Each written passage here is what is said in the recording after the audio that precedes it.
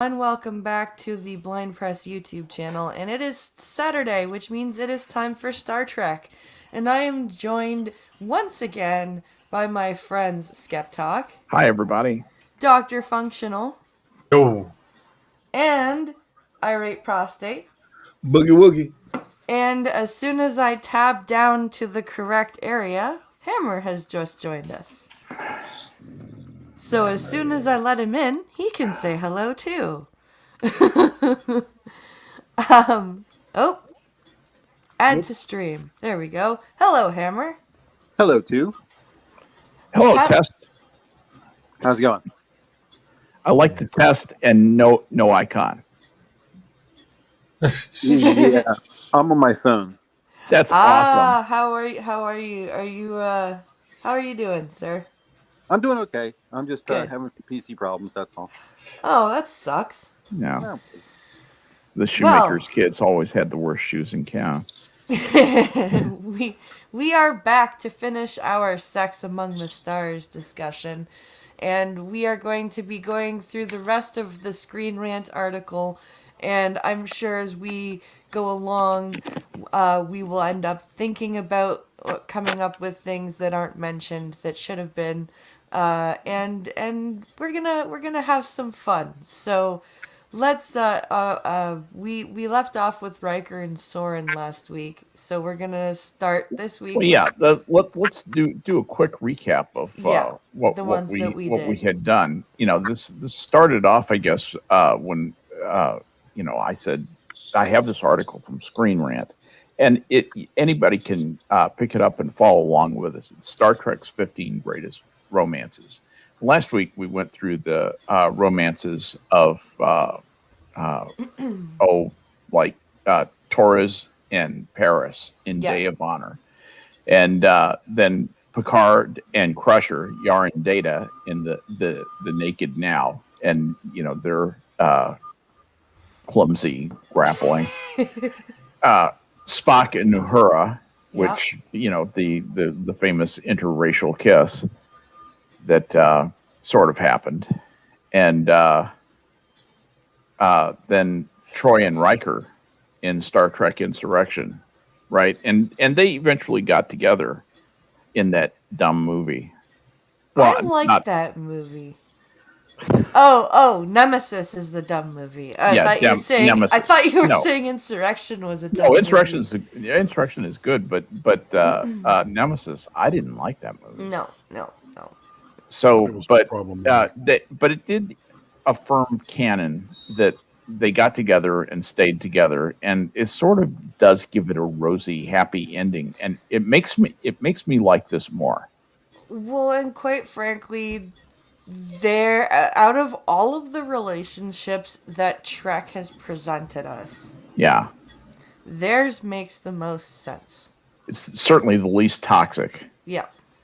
And I'll go that far as Troy is kind of set up as, every man's kind of secret sex fantasy. Yeah. The sex toy who is also mom. Which to men of a certain age, that sometimes depressingly late into their lives, that appeals to them. And Riker he's presented early in the early years as kind of a rake, as kind of this rakish guy, this love 'em and leave 'em guy, and that he ends up with the fantasy girl, and he's sort of the fantasy boy, at least at first. It's weird, but I kind of like the symmetry of it, So I was okay with that. But I also just like I like happy endings, particularly in Trek. So there's that. The next thing we have is Soren and Riker. Remember and we're in dangerous territory here, because Soren was this kind of androgynous looking. What are they called? The Janai. Janai. Yeah. So it says Riker gets to know Soren, who is one of the pilots for the Janai, and so they, you know, as happens when beings work together, sometimes there's a chemical reaction, and voila, she and then we get the big reveal that she doesn't identify with gender, but is forced, or she does identify with gender, but she isn't allowed to reveal it or something. And she thinks of herself as female, which is forbidden in her society. It says in the article. Yeah. So anyway, hormones rage, and Riker tries to rescue her, but of course that wouldn't be good for his romantic, future. So scriptwriters are going to permit that, and it is, of course, doomed. And voila. And it's off to conversion therapy with Soren. Right, exactly. We're gonna get that love out of you. Don't worry, honey. So we'll fix that right away. What was anybody else's opinion about that episode? Did anybody think that was hokey? I thought it was painfully woke. I think that the problem is that we've been inundated with so much wokeness that now we see it everywhere. Yeah. For its time, it was very well done. Well, I totally agree with that statement, BP. Because there was a lot of actual trouble for the gay community in the 90s.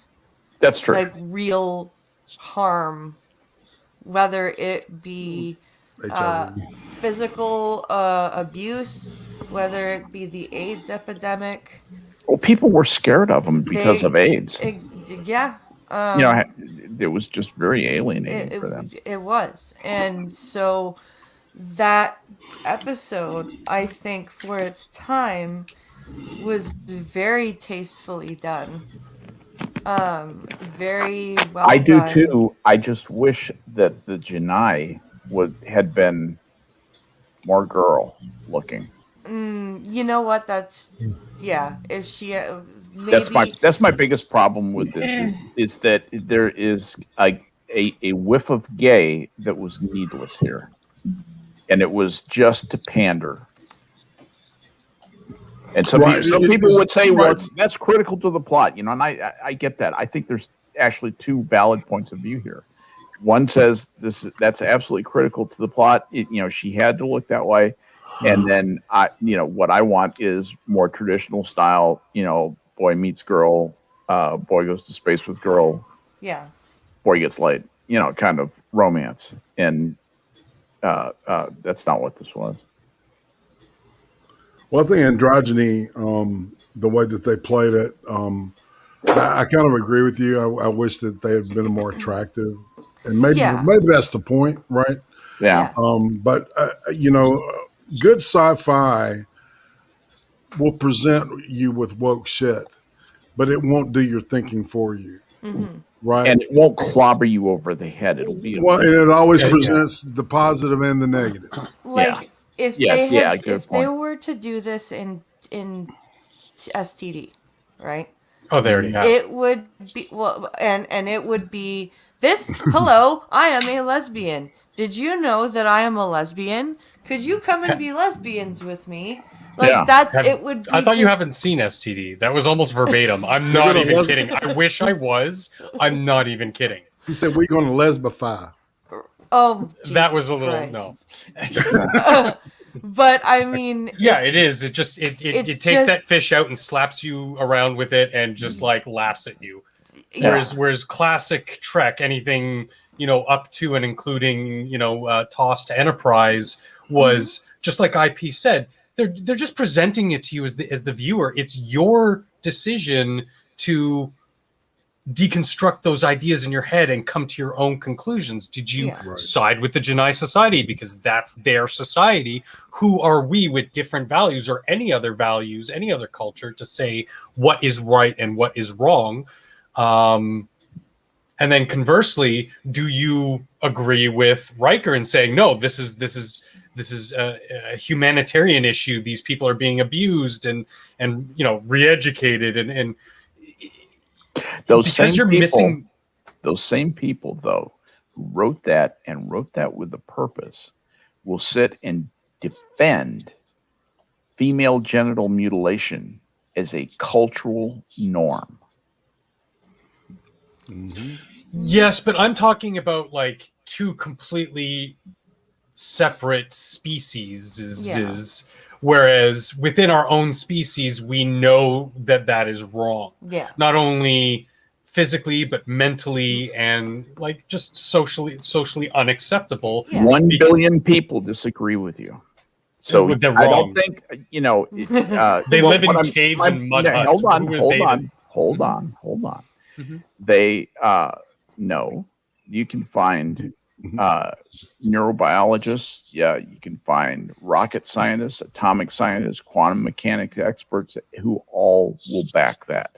So they're not backward. They don't live in caves. These are people who are modern, intelligent folk who say it is the way our culture does things. It's something that a young woman, it's a rite of passage. It's something they have to undergo. Do you know about Turkish circumcision, big fella? Mm, That's done without anesthetic. yeah. And it's done when the kid is like 8 years old. It's a big rite. They dress them up in all these fancy robes and shit. And it's a show of courage that you don't cry. While they cut the foreskin off your penis, all the men just cross their legs. But that I just crossed my legs and I don't have a penis. yeah, and Well, they yeah, do that to infants here, but yeah, we do it to infants here exactly with consent. Fuck you. Yeah, the first 5 minutes alive, they're cutting on your dick. Yeah, thanks, Doc. You're amazing. Sorry. So my point in saying that I'm not trying to come on too hard. I just want you to understand that what we think of as being absolutely wrong. In anthropology, they teach us, they hammer this into you. Do not be ethnocentric. Don't let your ethnocentricity influence your research. So when you're going to learn about other cultures, when you're going to live in other cultures, do cultural anthropology, like the real deal, you go in and you shed your culture and you become that culture. You take on all those things. You take on the values. You live it, feel it, get into it. Feel yourself as a filament of that culture, as a part of the muscle of that culture. And when you do that, you realize these people think we are as backward as we think they are. Yeah. They think we live in mud huts. They think we live in caves. They think we're barbaric, and they think we are going to be doomed to a hellish existence for eternity because we aren't in with their God. Yep. Pretty classic stuff. So that's why I say, these are intelligent people. These, like I said, they're rocket science Nobel laureates, quantum mechanics geniuses, the whole deal. You got the whole gamut, and they will back this stuff. And so cultural relativism is a thing. And they even illustrate that in that episode where the lead, like the not Soren, but the I guess the governor or whatever, the person in charge. Yeah. Right. They were like, to Riker, they were like, you must think after Soren's little speech that we're barbarians or that we're barbaric, right? And she's like, but we do it because that we don't want them to be in pain and confused and like, I don't agree with that logic, but they were saying, they were basically illustrating that point that, from Riker's point of view, they're a horrible race of people, Yeah. And from their point of view, they're just trying to ease the confusion in their citizenry. Yeah, just to talk about the physiology just for a second, as the stage of two physical sexes has been passed by evolution amongst the Genii, the whole notion of gender was offensive to them, and they were taught that gender was a primitive aspect of less evolved life forms, or just substitute female genital mutilation is uh, uh, you know a a primitive aspect of less evolved life forms. We only mutilate the men. Anyway, consequently, it was hard for the Genii to grasp the subtleties of differences and complex customs between sexes and other species, right? Same as we can.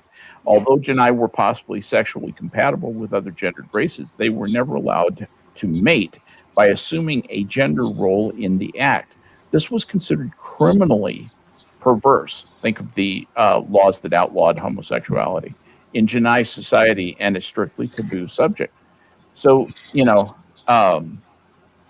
it's a uh, Genii mating and reproduction, by the way, was this long involved thing. It's like a ceremony that was considered very pleasurable and all that stuff. And the last stage, a fibrous husk was inseminated by the two parents. How fun. The fetus then incubated inside the husk. This was considered a less risky and less painful method of reproduction compared to other species of which the Genii had knowledge. And yeah, I'm sure a lot of new mothers would say, yeah, that sounds pretty good to me. But, it's No, I'd still rather be pregnant. yeah, well, okay, but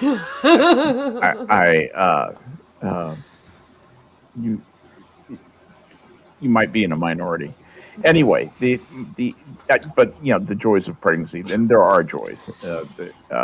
It's a trial, and it's amazing wear and tear on the female body. But it as you say, it is an experience unlike any other in humanity. Yep. So anyway, so just some things to think about going forward. Why are you mukbanging, Irene? Who's mukbanging? Irene. I'm muted. No, you're not. Now you are. Oh, that was fucking Hammer. No, that wasn't Hammer. No, that was not Hammer. Maybe it was both. Maybe they're the same room and they're kissing, making out, and that's what that was. That's why That's Hammer's on total his phone. bullshit. My mic was muted the whole time. That's weird. Total bullshit. I'm But It's all good. he just left. Uh-oh. I think he got mad and left. Really? Okay. I'm not sure I understand. Okay. Okay. So anyway, back to this. So, all right, have we beat the hell out of the Genii enough? Yes. All right. So the next one goes back to TOS, McCoy and Natira in the amazingly titled "For the World Is Hollow and I Have Touched the Sky." They had some really interesting titles in that series of like TOS. I gotta hand it to them. They had some really interesting episode titles. Now, in this particular one, at Red Alert, the USS Enterprise detects an approaching spread of primitive, chemically fueled sublight nuclear missiles. Okay, which are quickly destroyed by its phasers. They're like, what? Mm-hmm. Primitive. The crew traces the origin of the missile's path. Kirk orders Chekhov to plot a course, and for the Enterprise to head down and take a look. Meanwhile, during Dr. McCoy's routine health check, a rare terminal illness, xenopolycythemia, which is they also named their diseases very well, is discovered. They do not know its cure. It will kill him within a year. McCoy insists that he can remain in his post at Enterprise, but Kirk immediately informs Starfleet and requests a replacement. Typical cold captain. That's such a captain move. It's kind of might seem like a dick move, but you got to think of the rest of the crew. I need a functional doctor. I'm sorry, you're dying. I love you, you're my friend, but you're out of here too. So anyway, they arrive at the location of the missile launch, and it's an asteroid, and stuff happens. Blah blah blah. They beam down to the asteroid. It's like an asteroid spaceship kind of deal, and the that's the one. Yeah, that's right. The surface has large orange cylinders from which primitive sword-bearing men emerge. Their leader is a beautiful woman. After a brief melee, Kirk, McCoy, and Spock get captured. McCoy shares a meaningful look with the leader before he is knocked unconscious. And that is the basis of the romance. She is named Natira. She's the high priestess and leader of her people, and she welcomes the officers to their world. She's captured them, but she welcomes them. And the three are taken below the surface, and they encounter a large population of young and apparently healthy people. And Natira leads the three into an oracle room, where she consults an unseen authoritative entity named Larry, manifested by a decorative altar and a booming voice. That was for Hammer. Kirk and McCoy estimate that after 10,000 years in this multi-generational ship, the people no longer realize they are inside a spaceship. The Oracle punishes Kirk, Spock, and McCoy by shocking them with an energy beam, rendering them unconscious. And at any rate, it goes on and on. They come back, blah, blah, blah. One thing leads to another. And Natira starts talking kind of like a prophet kind of thing. She speaks of a final destination that's rich and green, and notes that the Oracle has promised they shall reach it, quote, soon, end quote. When McCoy tells her he has only a year to live, she tells him that even a day, a month, or a year will make her happy. So she's not greedy. She just wants him for the rest of his life. But he's down with it. That's my memory of that. Yeah. And mine too. Anyway, McCoy agrees to stay on the planet. It's called Yanada, but begs that Kirk and Spock be released. McCoy tells her he could never be happy on Yanada, knowing that his two friends had died for his happiness. And Sarah says, okay, fine. And Kirk and Spock prepare to return. McCoy insists on staying. Kirk and McCoy briefly argue about his decision, but Kirk finally punts and says, fine, fuck you. And he and Spock return to the Enterprise. And ritual with the Oracle, McCoy has the instrument of obedience implanted in his head, which is like, that's got to be a fantasy for all women. I want one of those. And he and Natira are married. At the Oracle's command, she reveals to him an ancient book that is to be opened and read when the ship reaches the new world of the Promise. And turns out the book is Diana by L. Ron Hubbard. No, I'm just kidding. Anyway. Meanwhile, Kirk consults with Admiral Westervlet on a monitor in his corners, who relieves him of all responsibility with Yanada, saying Starfleet Command will handle the situation. McCoy calls the ship on his communicator, tries to explain that by consulting the book, Spock can change to Yanada's course. His instrument of obedience immediately sends him into a shock of pain. He passes out. And anyway,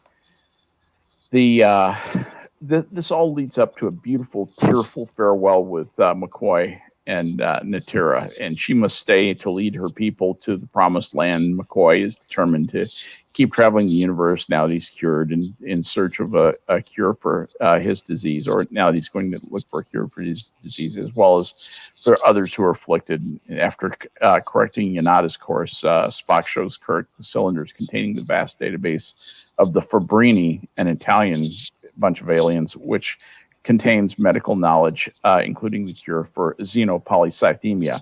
It just happens to be right here. TOS was great at that. And McCoy undergoes the very painful treatment, so he can overact for one more scene, and with Nurse Chapel at his side in the Enterprise's sick bay.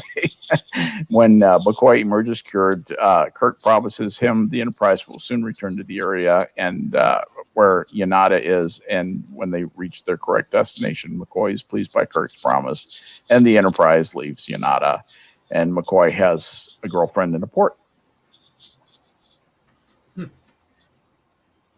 Sorry, I'm just Comments? answering a Discord message that I will talk to you guys about after stream.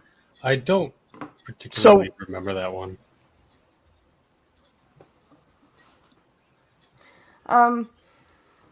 I don't remember that one either very well. I do remember the planet name, Yanata. I do remember that because when I heard the name, I went, "That reminds me of Yamata, the sister ship of the Enterprise." I don't know why I made that connection. But The title comes from one of the Fabrini guys, the database guys, the Italian database guys. And, those are like his last words, but things are not as they teach us, for the world is hollow, and I have touched the sky. And somebody thought that was a good idea for the title because it was 1968, I guess. I always found the romances in TOS kind of Stilted, and full of stereotypes and, yeah. kind of man on top. Yeah, I never really, felt they were, you know what I mean? I never really got the feeling they were I knew I knew I was watching TV. You know what I mean? Like, I knew that I was when I was watching some of the romances in TNG and DS9 and Voyager. You look at and sometimes you kind of get lost and you're actually lost in the romance. You're lost in with the characters, but I find a lot of the TOS stuff, you're like, yeah, I am definitely watching actors reading, you know what I mean? And it's not because of the actors. It's just because of how it's written. It's very much I think the romances, unfortunately, are one of the things that date TOS. If you know what I mean, because TOS is great. Don't get me wrong; it's great to watch and it's great fun. But if you're looking at stuff that dates it, it's the romances is what does it for me. Mm-hmm. So yeah, that's. So anyway, that's McCoy and Tira. We're never going to get through this at the rate we're doing this. I'm going into way too much detail on these episodes. It's so okay. You have to steer me away from. You have to keep me from being I'm the victim here. But anyway, the next one is 7 in Chakotay in Human Error. Remember Human Error? That's the one where her cortical implant starts malfunctioning. Malfunctioning, right. And she starts feeling emotion. Yeah. And, asking for... And she falls in love with the hologram of Chakotay. Yes. Not even the real Chakotay. Well, the she can't had even... more personality. Right? Well played. She can't even fall in love with the real... Well, yeah. I mean... It kind of made sense in the canon at all because she's still at this point has this apprehension, this fear of person-to-person interaction because of the collective. Everything was just automated. You automatically were connected to everybody else, so there was no need for it. And she's still a scared child when it comes to that kind of social interaction. So I kind of understood it, but I hated the forced sort of she has no reason to be going after Chakotay other than he's second in command. Yeah. There's been no real interplay between them up until then. There has with Janeway, there has with even Kim on very minor levels. They work together. Torres, Paris, all these other characters who've had so much more interaction with her. Even when she goes on the dates with a couple of guys, she has more... I felt that there was more chemistry than Chakotay, even though there wasn't very much chemistry. So, How many options are available to 7 in the command crew? Not Paris, right? 2? Doctor's a hologram. right? Chakotay and Kim. She already went through the story with Kim. He turned her down. Yeah. He was So just who's scared. left? Yeah, Chakotay. Yeah. That's true. They It's- didn't set it up much. Only other person I can think of was the guy who had sex with Balana Vorik. He was kind of a main crew. Well, but I not can't really, see but Vorik with Seven. no, I though. could neither. But there was a certain amount of respect between Tuvok and Seven. No sexual chemistry, but there was a certain amount of respect. So that would be, Vorik's in is that, well, he's another Vulcan just like Tuvok, and I respect him, so maybe, but Maybe. no. I mean, she's not particularly emotionally boisterous herself, so Yeah. it would. But I guess Vorik isn't enough of a command crew. He's not one of the top 8 or whatever. But yeah, she has no options, so they had to give her somebody. He's the only one that's available, so they really should have done something with Janeway and Chakotay. If they were going to do anything with him, it should have been Janeway. I think so. Like I said, the last Sex in the Star stream, it should have been Kim, and it should have been this uneasy at the start sort of thing where she was just wearing the pants, making all the decisions, and being both the man and the woman, so to speak, in the relationship, and then helps him to be more of a man, be assertive, know what you want, and at least attempt to go after it instead of just the academic goody two-shoe sense, socially, relationships wise. He had that with Paris at times. Like Paris would try to like prank him or rib on him, and he would come back. He would stand up on his own, but nothing ever bloomed out of that. And I think that kind of a relationship would have saved it. And yeah, Janeway and Chakotay kind of would have made a little bit more sense. They had that respect. It's the only person she could even dream of being involved with on the ship, being the top dog. And there was that point where she actually did hear back from her husband, and he moved on and remarried. Yes. And that could have been the linchpin, the feather dropping moment where, it broke the camel's back and she caved in and said, okay, well then, okay, that's no longer a con in the pros and cons of. Yeah. Anyway. No, I agree. I honestly think that it would have made more sense. Even if Seven had turned Harry down originally, right?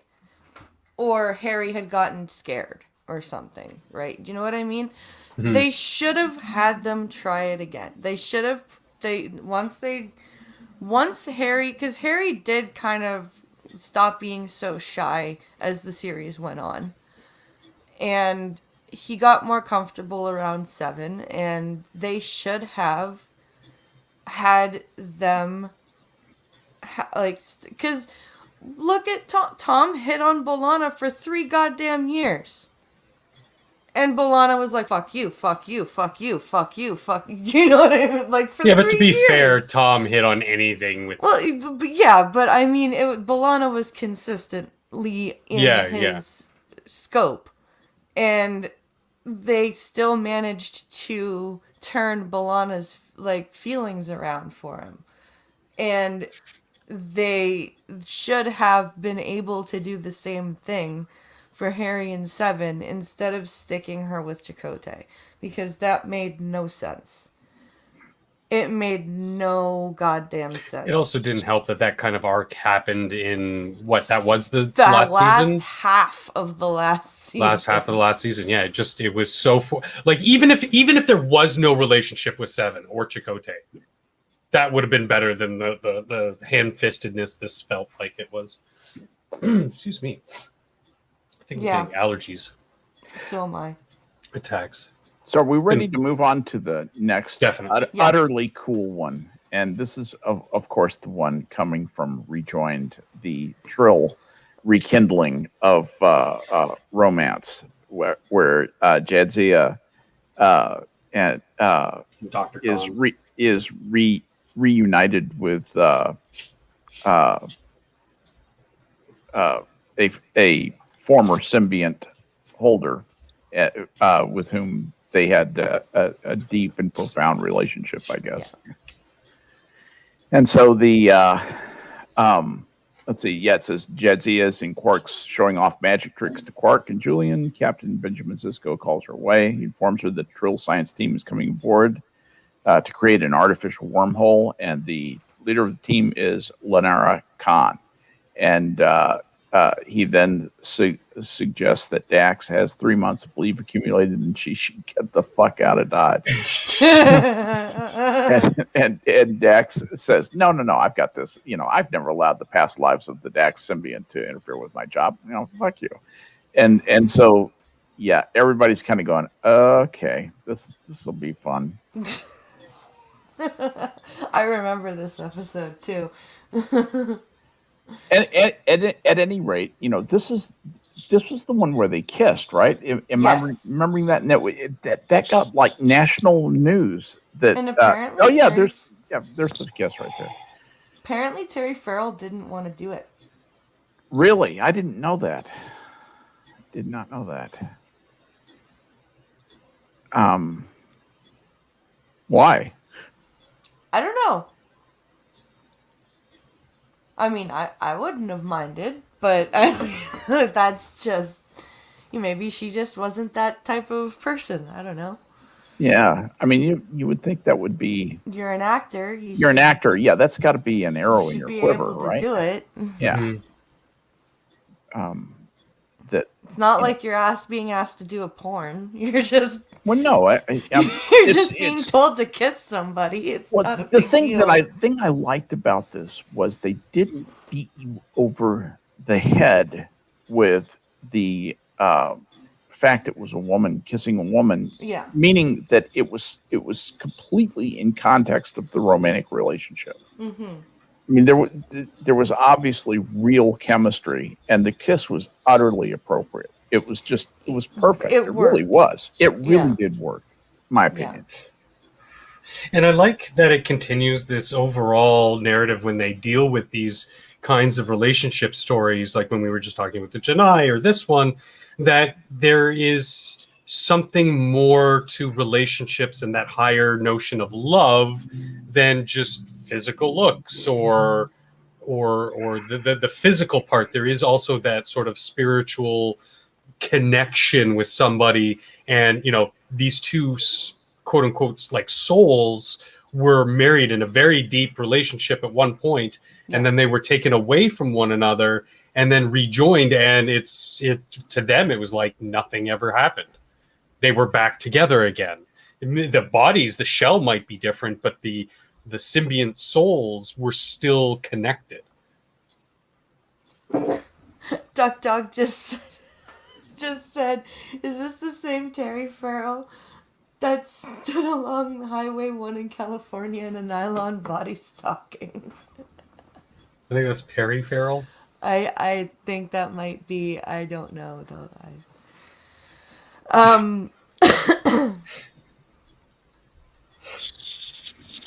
So yeah, that was another tastefully done episode, I think. Yeah.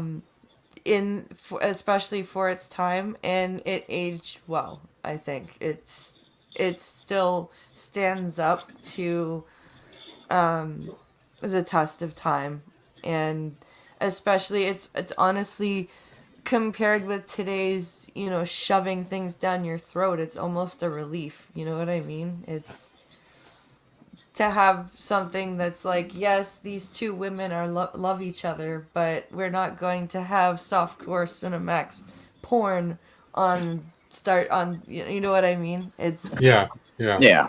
It's another well done homage, I guess, to the gay community. Where the focus is more on the social aspects of these things, and presenting you the Trills culture, and then like what I would refer to as our culture, and where one of the minor clashes is. Yeah. Well, and that's even illustrated very well in the other direction in the episode The Where's my club bug? Host. Where Crusher, when she finds out that Odan is actually the symbiote, and the bodies, change, and especially when the Trill send a female host for Odan, Crusher is just not able to. She's like, no. Yeah, she's not able to carry on the relationship. She can't look Bye, past. Felicia. Yeah, she can't look Bye, Felicia. past the fact that it's a female host. Like she just can't, reconcile the emotions she's feeling with her attractions. Yeah, in all So- seriousness, it was something that was her choice. It was her right, but it also was something that was sort of against the cultural sort of level of acceptance. Again, using that notion of there are different cultures, but it's just something that in her personal, not so much belief, but her personal feelings, she just couldn't get past it, and that's fine. Yeah. You don't have to. It's her preference. Yeah. Crusher had to have the D. Yeah, She did. Yes, she did. In all seriousness, it was kind of tragic because you could, in that last scene where Odan in the female body is leaving, you can see Crusher's like broken up about it. Yeah. She's devastated because she thought she met a man who like understood her and connected with her and blah blah blah, and then made that transition into Riker, and she could still do it. But then that came along, and it's just like, no, I can't do it, and that's tragic, but it's also a beautiful thing. And it's the way and the way that they played it and the way that they wrote it, you don't end up hating Crusher for it. Yeah. You know what I mean? Like you're like, that is a really hard decision. Crusher's transphobic.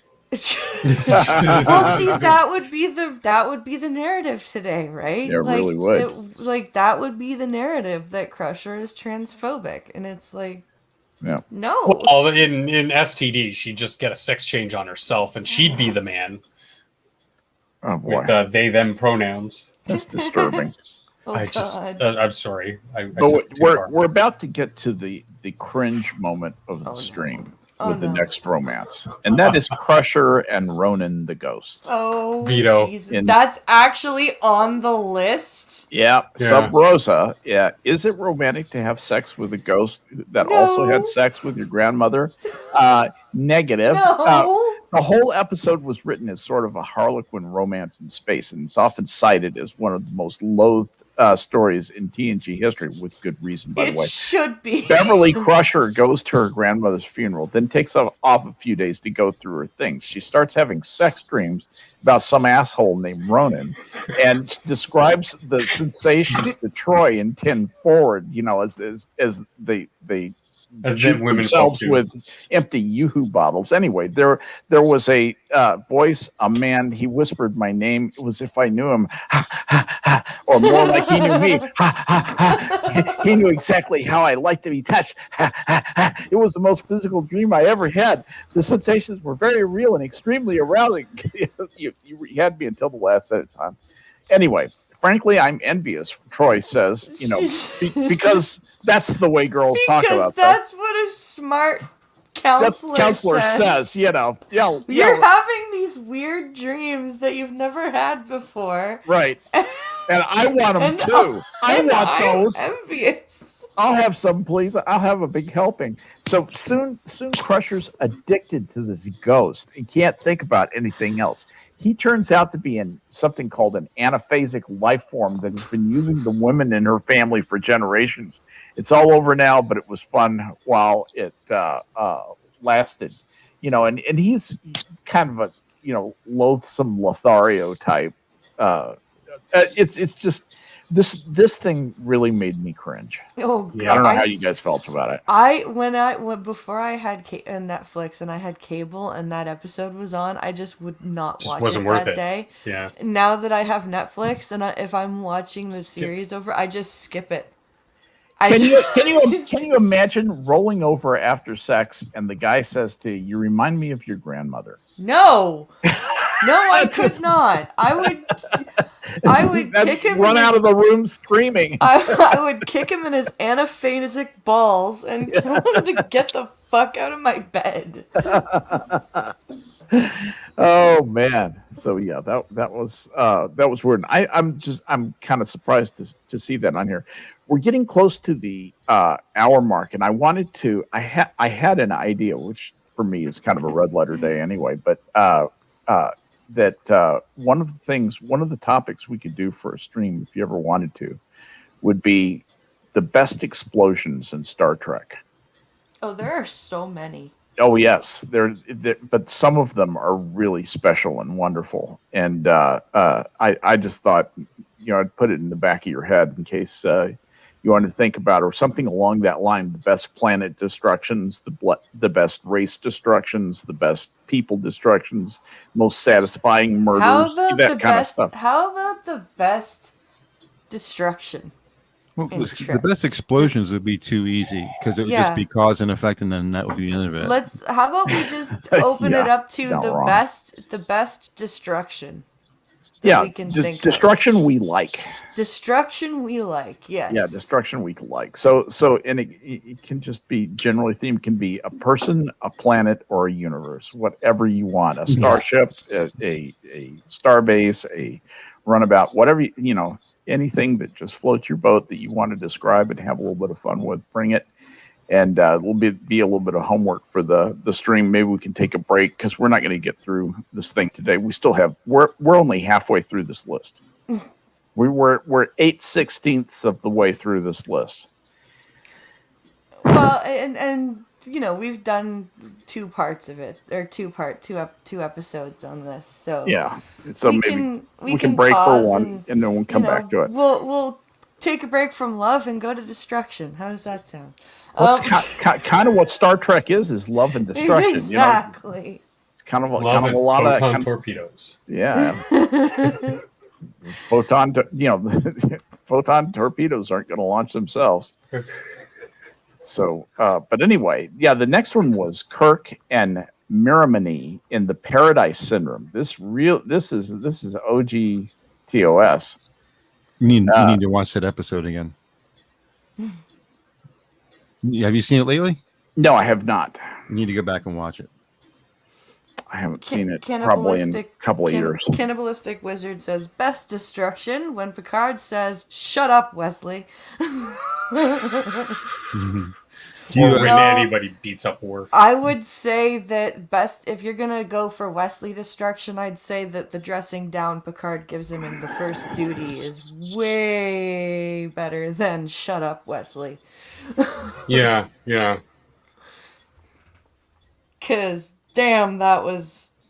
Like, I wasn't Wesley, and I was like, okay, I'm scared. Yes, sir. Yep. All right, so we are going to shill, and so if you guys are around tonight at 11:30 p.m., check out Minions of the Zoo with Mr. Harry Channel hosting, and I think Skep and Functional are also. I'll definitely be there. On Saturday. Should be there. Yeah. Good. Okay, and Hammer, do you have anything you'd like to? Just more of the Minion stuff. More of the Minions stuff? Okay. Watch Minions every day of the week. Watch Minions. I think we're the only people that actually broadcast every day of the week. I think you are too. Everyone else takes Everyone else takes either a Saturday and Sunday or at least a Sunday off. We're the 24/7 crew. Yeah, and it's always something different. It's not hammering you with the same stuff. That's what gravitated me to the Minions as a community and as a nightly show. Yeah.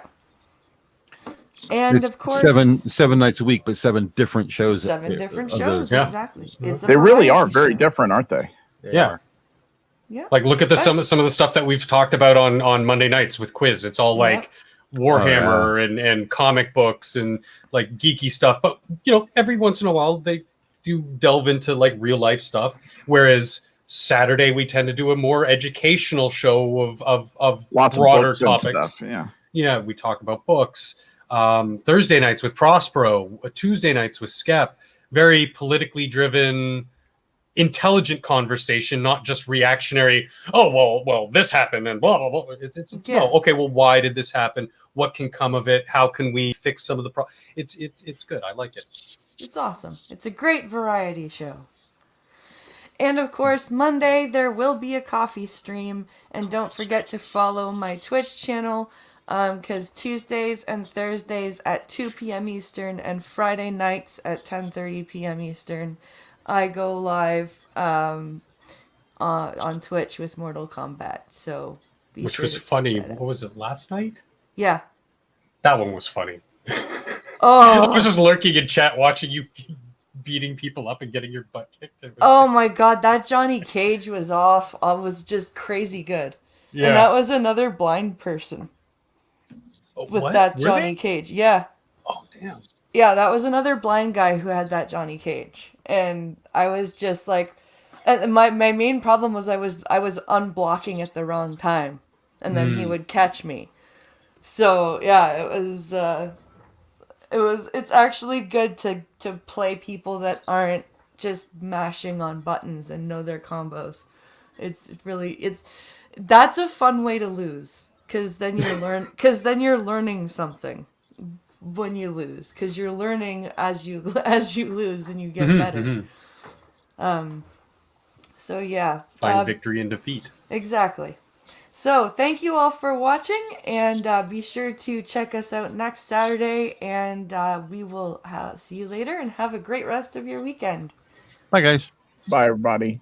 Bye-bye.